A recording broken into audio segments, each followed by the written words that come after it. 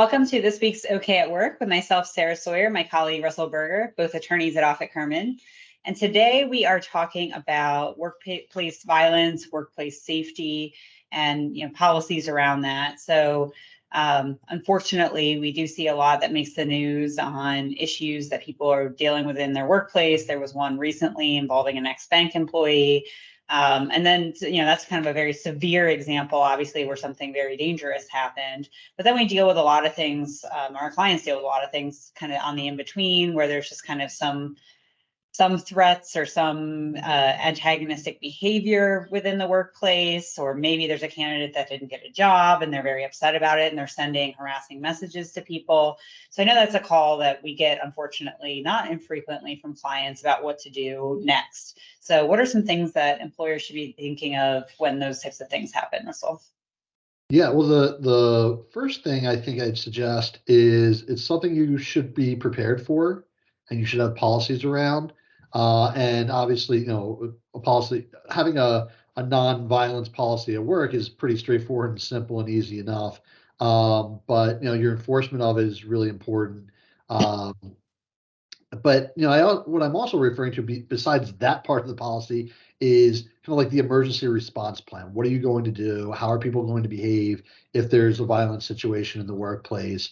Do people know what to do? I know it.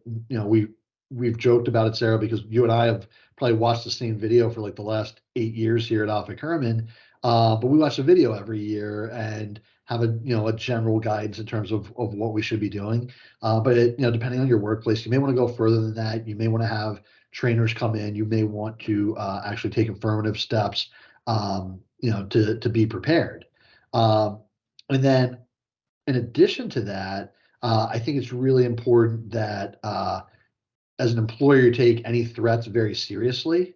Um, Oftentimes they may just be somebody blowing off steam, being angry, venting, and that's better than the alternative. But I would still take it seriously and take proper precautions, whether that's calling the police, locking down the building, whatever it might be. It's just not something to take any chances with.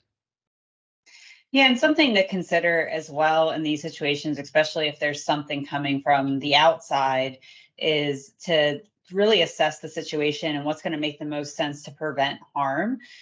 So sometimes people say unsavory things that maybe aren't threatening, but don't feel great, and they might ask us to send a cease and desist letter or something. And a lot of times we also have to think, so you want to take everything really seriously, but you also want to think about what makes sense in the situation, because sometimes certain things can make situations worse, certain things can make it better.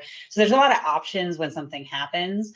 But it's definitely something you want to assess and really step out of the emotion of the moment, depending on the context and the facts of the situation, to figure out, well, what is the next step? We see this more in the context of not violence, but like unsavory conduct. So not something that's straight out dangerous, because that's a little bit more straightforward, I think, when someone does something dangerous, or really directly threatening. But sometimes you've got things that are a little bit more in that gray area. They're just unsavory, they're mean, those types of things, whether it be coming from the outside, like a candidate that didn't get a job, or from the inside. So or an ex-employee that's been terminated or something like that. So there's a lot of different options here when those types of things happen as well. And you want to be quick to action, but you also want to think about, well, how do we stop the behavior, especially when it comes to any type of harassment and things like that.